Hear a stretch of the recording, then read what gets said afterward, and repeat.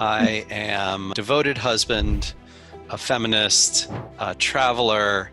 I speak and do web marketing, classically SEO, but lately more broad web marketing. And my hope is to help people see more opportunities, help diversify the startup world and economy, and hopefully the world of culture as well.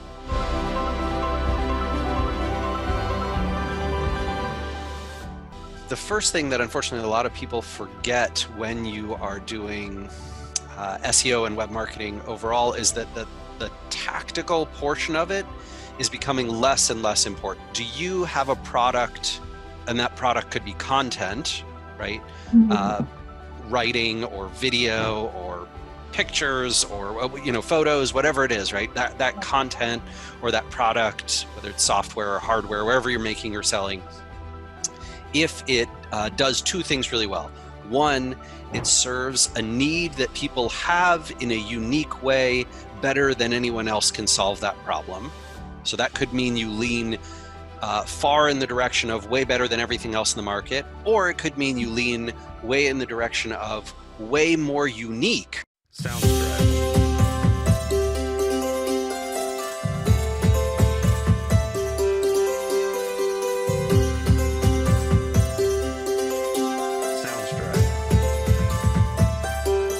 My name is Avi Arya, father of 2 girls, 6 dogs, husband to a superwoman, a streetcar racer turned hotelier, now social media marketer, and founder of INTERNET Moguls. What is your hero story, Ryan? Hero story. Boy, I don't know if I can be as succinct as that. I am a devoted husband, a feminist, a traveler. I speak and do web marketing, classically SEO, but lately more broad web marketing. And my hope is to help people see more opportunities, help diversify the startup world and economy, and hopefully the world of culture as well. Awesome. Girls, over to you. Okay, I'm going to ask the first question. So I'm 14 right now, and with this journey, it gets a little bit stressful with school and interviews and all that. So what I wanted to ask was, personally, meditating has helped me in the morning. I just put on a quick prayer or meditation. So what are some of your key daily rituals that you have implemented throughout the years which you've been on your journey, and which have mainly helped you with your success?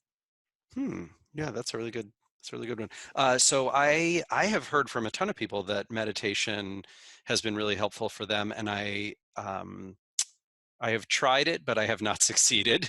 I haven't been able to stick with it. I perhaps don't have the discipline for it. So I commend you for being able to invest in that. I have found a few things really, really helpful for me. One, probably the biggest one that I have that I think, unfortunately, not enough entrepreneurs, and all respect to Gary Vaynerchuk, but I think he doesn't necessarily agree on this, but I think sleep is the most important thing that I can get, and that many people can get. I think the biggest job of a founder, of a creator, of any kind, whether you're an artist or you're building a business or you're writing a book, is making great decisions. The quantity of work that you can do varies dramatically, but the quality of your decision making is where the biggest impact comes from. And all the science and research we have says that you make great decisions when you get lots of sleep. One of the things that really infuriates me, this has infuriated me, in fact, even when I was a teenager, is that school starts very early in the morning, and then they give you lots of homework, which you're supposed to do somehow in the evening. And I find that maddening, personally. Hopefully your dad will forgive me for saying this, right? But if I were going to school, I want to like shake the teachers and be like, no, I should get sleep. Sleep is vastly more important than this busy work you're assigning me.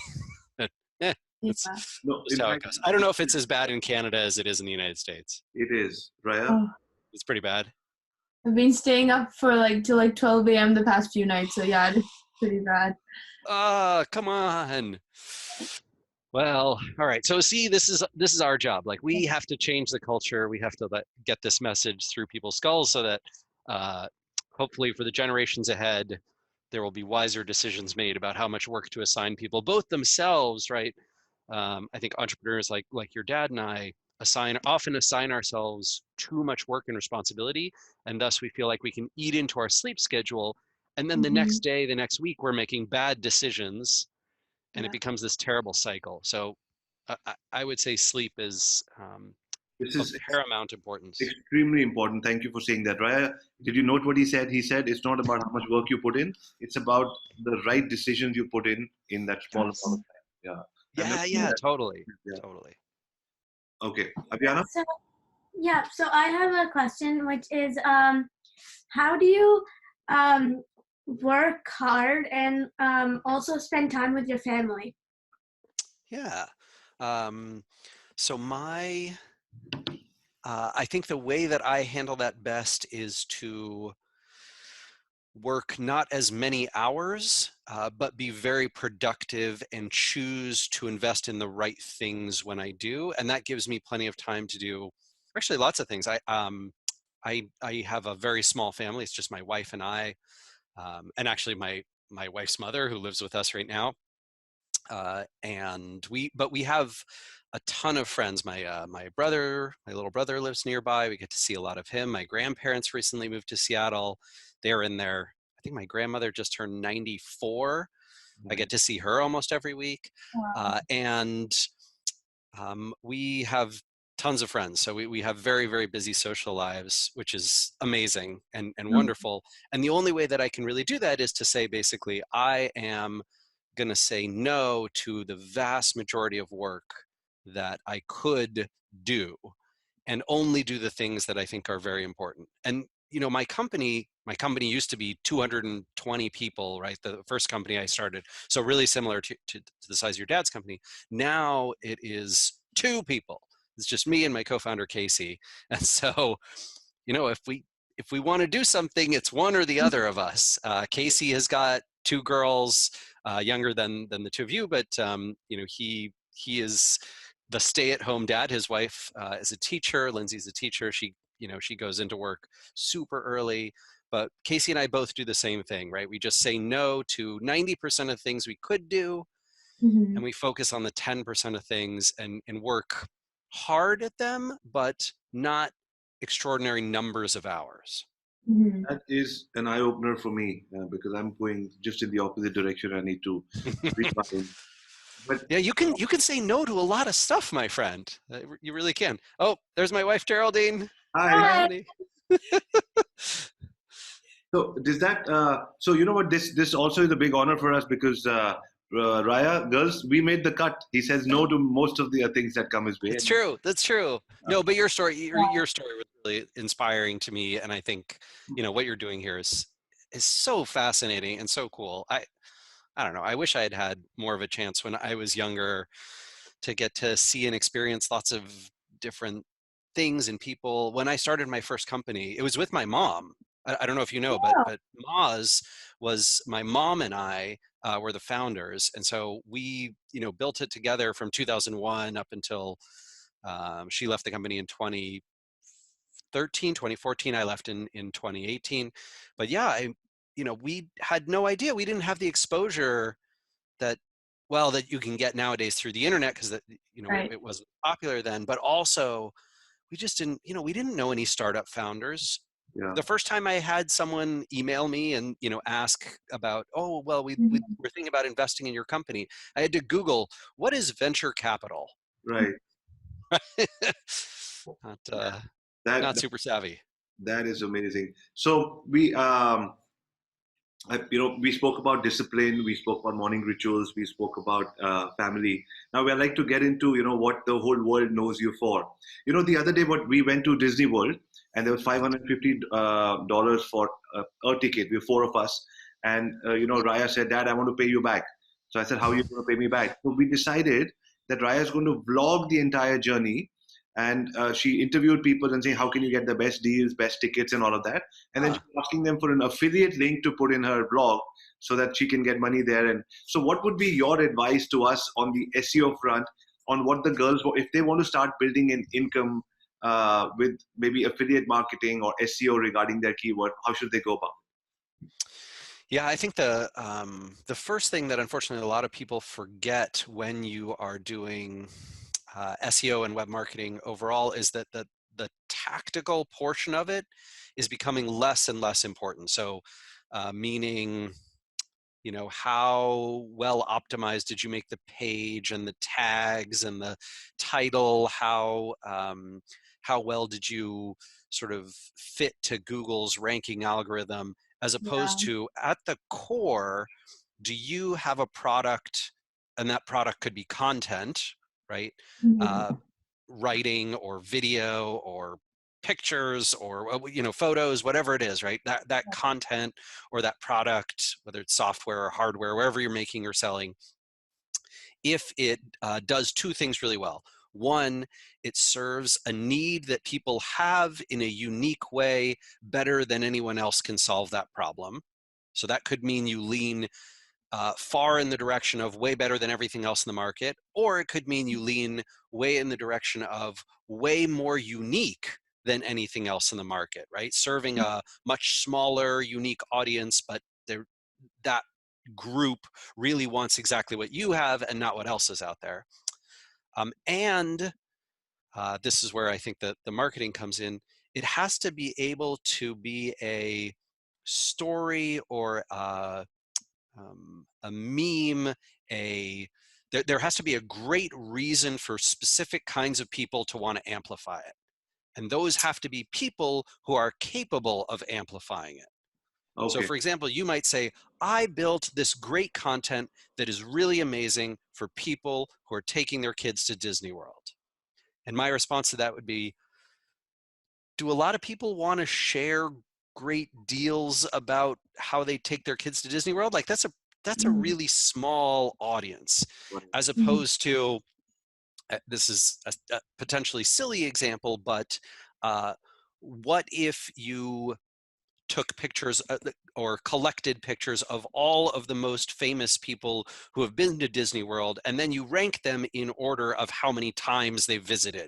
Maybe you would find that there are many famous people who are very addicted, weirdly addicted to going to Disney World. Like they go way more than they really should. And that is a story that not only interests lots of people, but interests lots of people who like to link to things, share things on social media, write about things, journalists, tabloids, papers, you know, the news. All those people want to write about that story, right? Twitter wants to feature it on their Discover page. Instagram is going to feature it on their Discover tab, right? Those are the types of content pieces that have that ability to be shared, and they're shared by a certain audience that is very share capable. So that is one of the things that I would urge you to do, right? It's sort of like how you strategically plan in your head. This is why this project will work. It will get shared by people with big audiences because X, and you have to fill in for X. That's. I'm writing down notes right now. Yeah, and I'm thinking. Sweet. Yeah. Okay. So, Ryan, do you think adding audio notes and short video clips in your long form SEO article would help rank faster, better, and make it more interesting? I mean, I think that you should generally try and provide the content type that's going to serve your users and their intent. So for example, if I am looking for a travel guide to Italy and it's primarily for high income earners in their 40s, 50s, 60s, 70s, snippet video, it might do okay, right? However, if I am targeting a younger audience, I'm targeting an audience that is generally looking more for entertainment than deep information. I'm targeting an audience that doesn't need to scan through text. Then video snippets, short video snippets become very, very powerful and important. So my advice is less to try and game the system by throwing content types at it that don't necessarily match, but rather match up your content with what your audience is seeking. I do definitely recommend, I mean, one thing I strongly recommend is anytime you have audio or video, a text transcript is super helpful for rankings. And that's just because Google has not yet gotten to the point where they can rank content as well as they can, or rank video and visual content and audio content as well as they can text. Got it. Got it. That's very powerful. So does that mean, and when you want to rank something, like for example, we look, I'm sure there'll be entrepreneurs all the way from the age of 13, 14, all the way to 70, 80 watching this interview later. So if say, girls like Ryan, Aviana, they want to start a blog, should they, and when every time I speak to them about an affiliate income and they can build it over the years, by the time they're 16, 17, they'll have a decent sized community following them, and then they'll see what to do with it. They're leaning more towards vlogging. So can it work the same way, vlogs with affiliate links rather than SEO long form text with affiliate links, or it works differently? It can work. I think one of the challenges that I've seen in the video content world, this is video of all types, right? So whether you call it vlogging or YouTube or Instagram videos or TikTok or whatever, right? The challenge becomes that the affiliate link is often in the text, but when you are talking about something, a lot of times you'll find that your visitors go and open whatever, their web browser or a new tab or their laptop or what have you, and they'll like go search for that thing. And then you don't get the affiliate credit, right? And so one of the things that I might advise is just to make sure you're thinking broader than pure affiliate, right? So if affiliate links are like the only way you're monetizing, that can be challenging. If you have something, we're directly selling a product, right? We made a book, we have a unique subscribers only section that you have to subscribe to. We have a Patreon, we have a a private forum for members only. We have merchandise, t-shirts, whatever, right? Like all of that stuff can be really golden because it helps you have a financial backing that's not just based on the affiliate link. And affiliate links get funny too because that ecosystem is just constantly evolving and changing. And to be totally frank, in the SEO world, Google really dislikes a lot of affiliate content, at least here in the US and Canada, right? My understanding is that a lot of other geographies, a lot of other places around the world, affiliate links do way better and affiliate content does way better than it does here in the US and Canada. But what I often find is like what happens, what Google does in English language speaking countries kind of ports over time to the rest of the world as their engineers roll out those systems. Of course.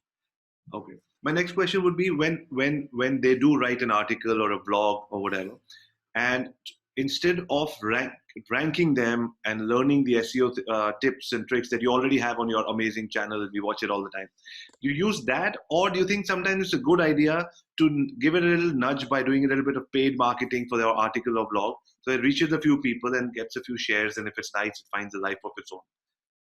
Yeah, no, I've seen a lot of folks in the content marketing world basically take content that does a great job of organically earning traffic, shares, engagement, people amplifying it and paying to get that in front of more eyeballs. What I have not seen work well is when the inverse is true, basically when you have a piece of content that is not performing very well and you try and pay to put it in front of more people, that tends to go poorly because Facebook's algorithm, Instagram's algorithm, Google's algorithm, like they kind of hate content that isn't engaging. Sure. And so it'll cost you more and more per person whose eyeballs you want to put it in front of to get it there. and then your ROI just keeps sinking lower and lower. So don't throw money after poor engagement, throw it after good engagement. Got it. Girls, over to you. Okay, so one of my other questions was, most people wait for almost like a motivation or a certain inspiration that sparks their journey. For your book, Inbound Marketing and SEO, the Insights from the Moz blog, for that book, what was your inspiration or your motivation to start writing that? Yeah, so that was a funny book. Let's see, technically I authored the content in the book, but what happened was that content was from the blog. It was from the Moz blog. So I was writing and blogging, and then basically O'Reilly came to me and said, hey, we'd like to turn this into a book. Can you work with this editor and they'll transform it? And I was like, sure, go ahead and you can take the content and turn it into a book. For Lost and Founder, which is, you know, the book that I wrote that came out a couple of years ago, that one was more of a, basically I had this strong desire to tell a story that I hoped could help a lot of other entrepreneurs. And that story is very fraught with mistakes and dumb moves, missteps, things that ended up, I don't know if I necessarily recommend that you read it, but you know, you could check it out. Some of the stories are fun. The first couple of chapters are literally about like me and my mom starting this company and how we kind of got discovered and turned it into a real business. Oh, wow. But that book was really about hoping that I could help other entrepreneurs avoid the same mistakes that I had made. I love that. Okay. Diana? Did you have another- Yeah, so my last question is, we usually use the term internet moguls. And for us, our definition of an internet mogul is someone that spends time with their family, but also like works hard. Yeah. So what would your definition of an internet mogul be? Huh. I like that. I mean, I certainly, let's see, I think of it aspirationally, right? I think that it is enabling you to have the freedom to do what is personally rewarding for you and also gives back to lots of other people. So I certainly love spending time with Geraldine, who you met briefly, and I love spending time with other friends and family. But I also have this strong desire to, you know, change the worlds of technology and entrepreneurship and of politics and culture and all these other things in different ways. And so that's how I want to give back to the world. And I think that for me, being an entrepreneur, being a success means having the ability to do all of those. Right. And in the proportion that you want to choose. But that doesn't mean what's right for me is not right for everyone. I don't want to suggest that.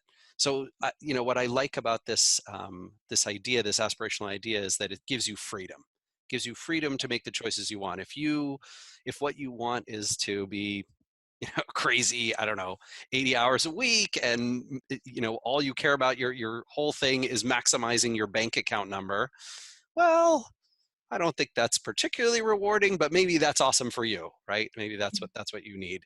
And if the opposite of that is true, and your financial contribution is very unimportant to you, but your time with the people in your life, or changing the world in a certain way, or influencing a particular cause is what's important to you, that'd be great too. Awesome. I love that. You have to be you want to be and not compare your life with anybody else. Yeah. I think the comparison culture that we sometimes create in entrepreneurship is really unhealthy. Yeah, I know. Tell me about it. Last question in two parts. One is, for all the experts in SEO, running companies, internet marketing, and all who are watching this, in today's day and age, when a client approaches a digital marketing agency, an SEO expert or whatever, how has the approach of starting work for them changed over the last few years? I mean, was it that, okay, I find you have 20 products in your company, coaching, consulting, this, and I'm going to write blogs, I'm going to rank for them for you and all of that? Sorry, maybe I this. Or do you today say, I'm going to get you 5 articles featured, and you can use paid search, some videos. So is it more compact now to say, just go with these products, and rather than having hundreds of sites, hundreds of pages of your sites rank, and with algorithm going down, and you lose all of that? Has it become more narrow, more contextualized, and more precise? The way you would approach your client, or the way you would advise people who are watching this to approach your client? Sure. Yeah. No, I think the biggest change that I've seen, especially over the last 10 or 15 years, is, years ago, there was not a lot of knowledge and education. So there were these, sort of internet marketing gurus and people who really knew what they were doing, and they had all these tips and tricks that they could use, and it was almost viewed like, this mystical um, magic, right? That, Right. like, how do these wizards know how to do this stuff, right? Yeah. And it's not like that anymore.